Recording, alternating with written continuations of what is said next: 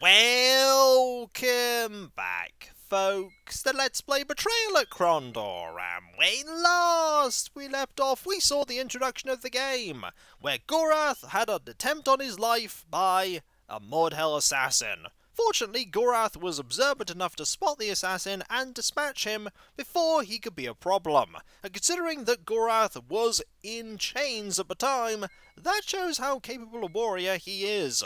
Our objective is to get to Krondor, but it is quite a ways away.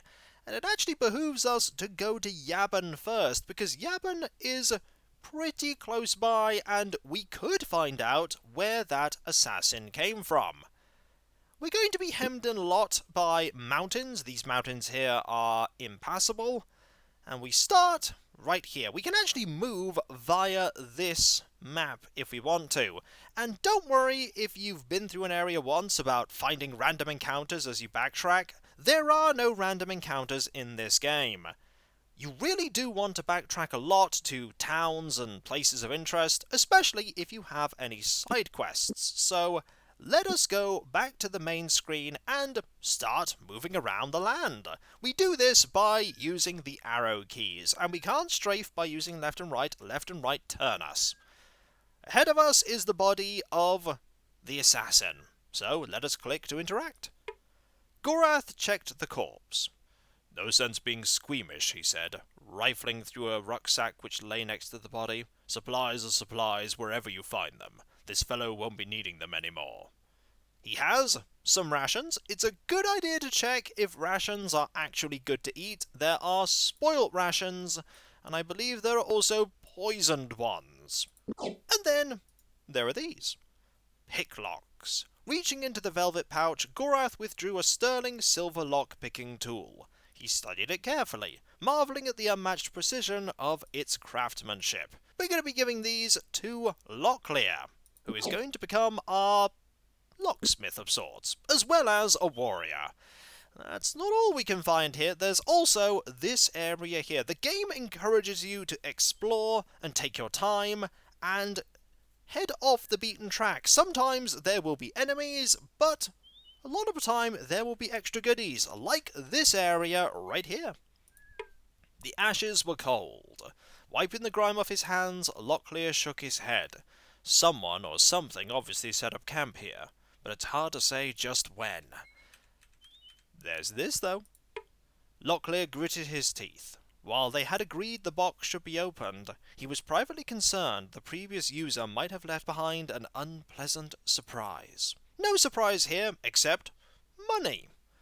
Commanding less buying power coin for coin than golden sovereigns, the silver pieces would still be a welcome addition to their collective wealth. Granted, their task was not to become rich, but the financial capacity to avoid starvation or death by exposure was uppermost in their thoughts. Indeed, we'll drag these over here and get to 20 sovereigns and 5 royals.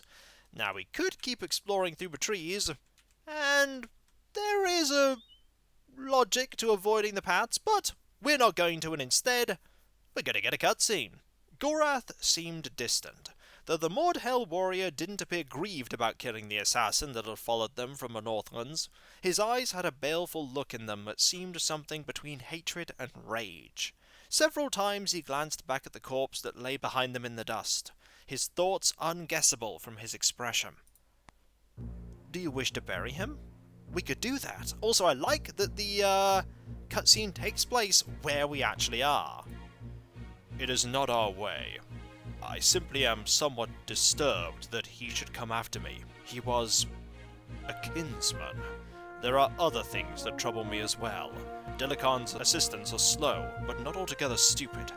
Another like Haseth, and you'll only have my corpse to drag before your Prince Arutha. Sorry, but you don't get off that easy. As long as you're under my command, you are forbidden to die, Mordhel.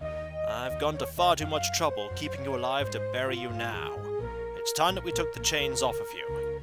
It'll be far easier for you to defend yourself if your hands are free to swing a sword again." "You're not just going to set him free, are you? I thought you said he was your prisoner." "He is my prisoner, Owen, but the circumstances are terribly complicated. Even if he chose to sneak off, he'd be lucky to make it to the next town alive. This is the third such assassin we've run into since we left the Northlands, and I have a feeling that more will be waiting for us. He will be much safer with me than I with him, as the boy would be. If he were to whisper the wrong word in the wrong ear, he could easily be the death of us. Me? Who am I going to talk to? I'm not even heading in the same direction.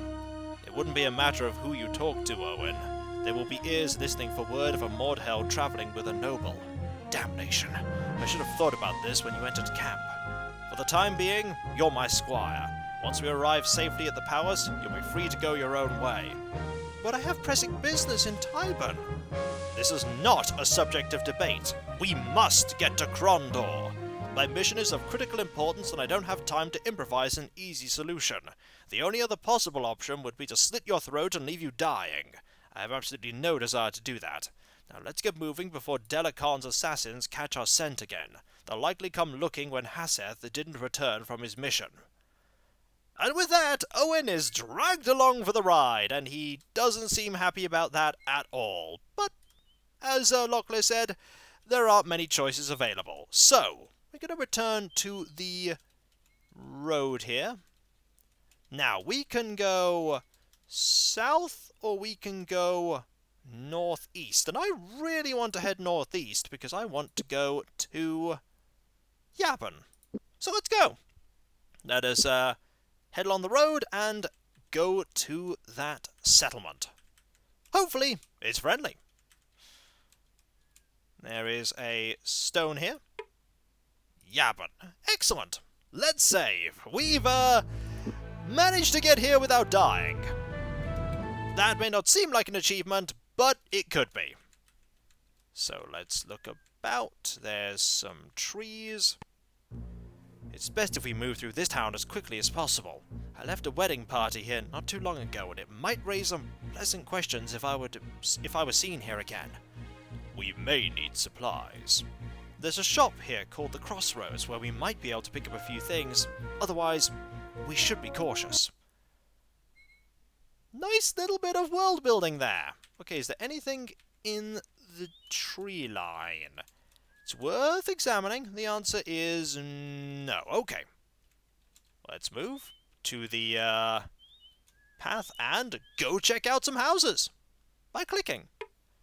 Locklear looked around nervously as Owen knocked. Doesn't seem anyone's about, he said. Luck's with us. Good. Locklear knocked on my door. For a long moment he leaned against the doorframe as he waited, positioning himself so he could listen for the sounds of any stirrings inside. When at last it was evident no one was coming, he stepped back with a shrug. Doesn't seem that anyone's about, Locklear said. Fortunate again. What about this building? Definitely not a good idea. This is my aunt's house. As much as I would enjoy the opportunity to explain why I'm travelling with a Mordhell, I think we should leave. Fair enough. What about this house? Locklear knocked on my door. For a long moment he leaned against the doorframe. No one about. Fair enough. What about here? Owen tried the door. The building appears to have been abandoned. They locked up after themselves, he said. Should we take a shot at opening it up? Sure. Ooh. We have a lock-picking minigame. Right. Before I do that, I'm going to save. I pressed escape instinctively to save there. Not a good idea. We are going to alter your skills here, because you are the one that's going to be doing the lock-picking. So let us try again. And have you attempt to use these. So if I drag these onto here... Locklear shook his head. The lockmaker knew what he was doing, he said. It's beyond my ability. I can't open it. We do have this, though. A peasant's key. So small it seemed he could snap it between his fingers. The peasant's key was made of a tarnished copper, its colour giving away its simple origin. The rough flashing that remained around the edges of a key further suggested the key had been only one of several hundred keys made. Let's try this. With a pleasant click, the key turned in the metal lock. Let's take a look at what's inside, Locklear said. With the lock successfully picked, Locklear pushed open the door and entered the small building. Looks like this used to be some sort of laundry shop, but apparently it has gone out of business, he said. Let's take a look around. Ooh, that is armor. That is really good armor. We're taking that. You're taking that specifically, because you have really poor armor. So, let's swap that. You have 18% armor. Ugh. We're going to give you this, and then we're going to give you that. It's better than nothing. Encumbrance is not a thing that's in this game, I don't think. So, ooh, there's this house too. Gorath pointed to the house. I don't know, Ern replied to the unasked question. I know it's not a relative's house. Good enough, Gorath said. Turning on his heels, he marched to the door and knocked lightly as Owen watched the street. After a few moments, a dishevelled-looking man answered the door. They talked for a short while and discovered the man had spent the better part of the night trying to break into a laundry shop that had recently gone out of business. The owner closed up shop and never returned the suit of armor I was having cleaned. If you can get in there, it's all yours. I'm very tired. If you'll excuse me, I'd like to go to sleep now. Well, at least we didn't actually steal the thing, because, hey, we got permission to take it now. You heard that clunk there? That was us hitting the building. Just backing up into it and going clonk. This is a shop, if memory serves, so, because I've seen at least this place, I'm going to turn these off, and I'm going to turn on haggling. Haggling is going to be something that we're going to want to improve. Also, you're the best at haggling. Just the best, period. Now, going to save again. And check out the shop. A bell rang. No sooner had Locklear managed to get the door open than he found the shopkeeper was escorting him inside. I love this music! This music is brilliant! The music in this game is just fantastic, but this is a brilliant theme. The crossroads. Everywhere Locklear looked, polished metal gleamed, as much a temple to war as any temple of Tith. The cramped shop offered a startling variety of weapons and armour. So, broadswords, greatswords, Keshian tapirs, moored hell lampreys, two-handed broadswords, elven armour, standard kingdom armour, an armourer's hammer, a whetstone, and a clerical oilcloth. Ooh. We want to look at some of these. What's the greatsword like? Inspired by the lighter, laminated blades carried by the Tsururi during the Rift War, the Elven Greatsword was a terror in battle. Double spurs jutted from the base of its flamberge-style blade, and its haft had been fitted with a heavy pommel to allow it to be thrust like a rapier. Ooh. Then we have the Keshian tapir. Feels like something between a machete and a falchion, Gorath said, taking a few test swings with it. A good slice with this weapon, and you could take off a goblin's head. The Moored Hell Lamprey here. As a universal weapon, the Moored Hell Lamprey was poor. Imperfect balance, wedded to the weapon's unwieldy weight, made it classically difficult to control in close quarters and challenging for the shorter-limbed kingdom soldiers to use. And then there is the two-handed broadsword. Lacking the sharpened, drooping quillons of the more basic kingdom broadswords, the two-handed variety had much to recommend itself. Heavier than a simple broadsword, the two-handed variety was broader-bladed and therefore more likely to hit and harm its intended target. We don't get the stats for this, you'll note. Elven armour. Struggling with its complicated elven buckles, Gorath tried the breastplate on for size. Too wide for him at the shoulders, he was nonetheless pleased with its clever filigrees and fine-fluted scrollwork, patterns designed to be decorative while also denying enemies an even striking plan. Ooh. Then we have the kingdom armour, and this that I really want but can't currently afford, the armourer's hammer. Gorath flipped the armourer's hammer head over handle several times, catching it before it fell to the ground. As a weapon, it will be entirely useless. its mass insufficient to cause injury, but it was an extremely handy tool to use to repair armor plates which were wedged loose during combat.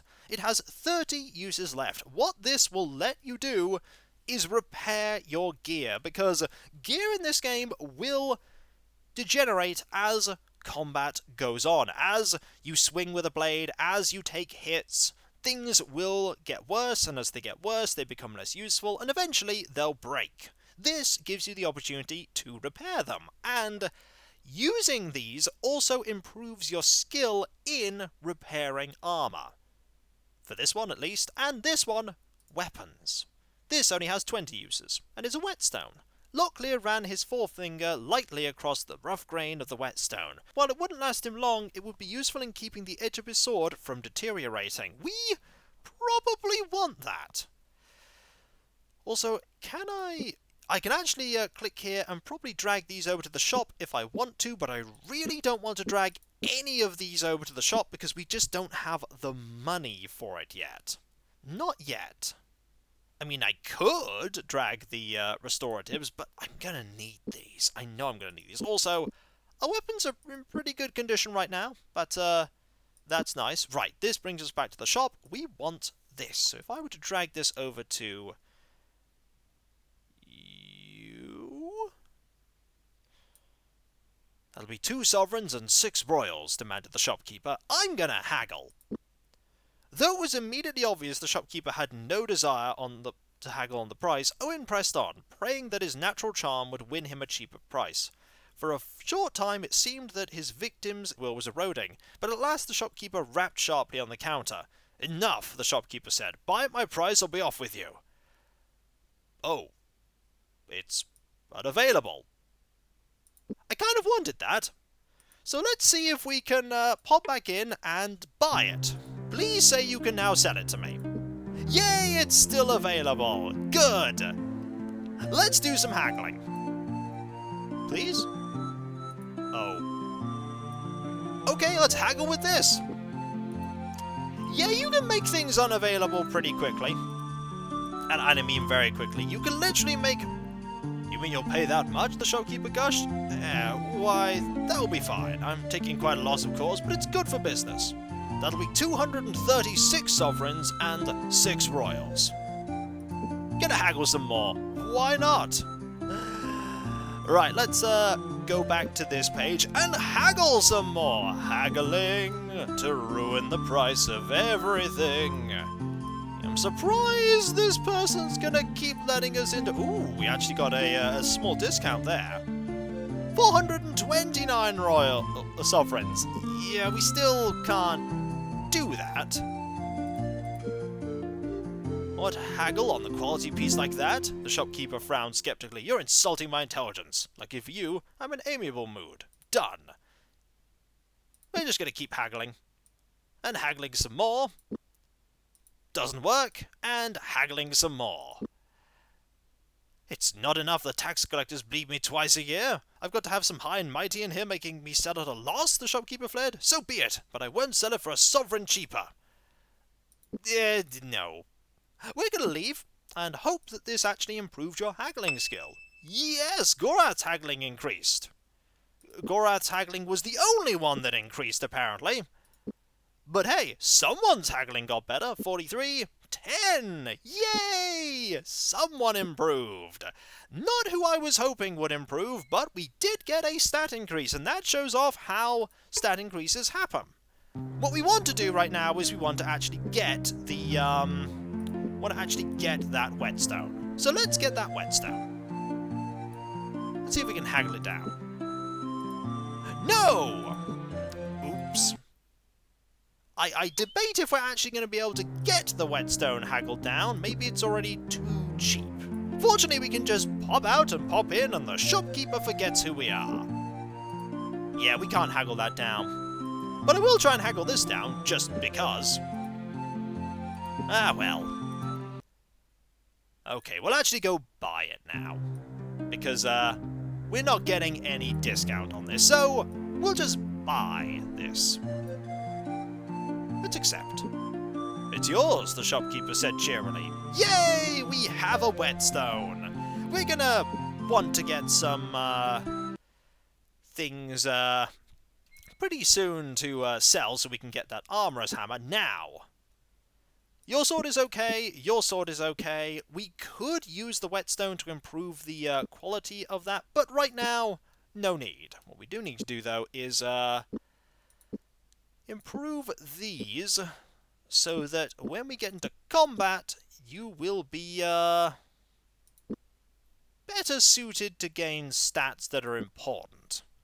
And with that, we have explored Yavin.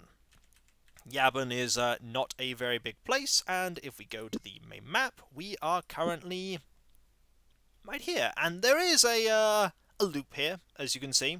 Go all the way around, and we're probably going to be taking that loop.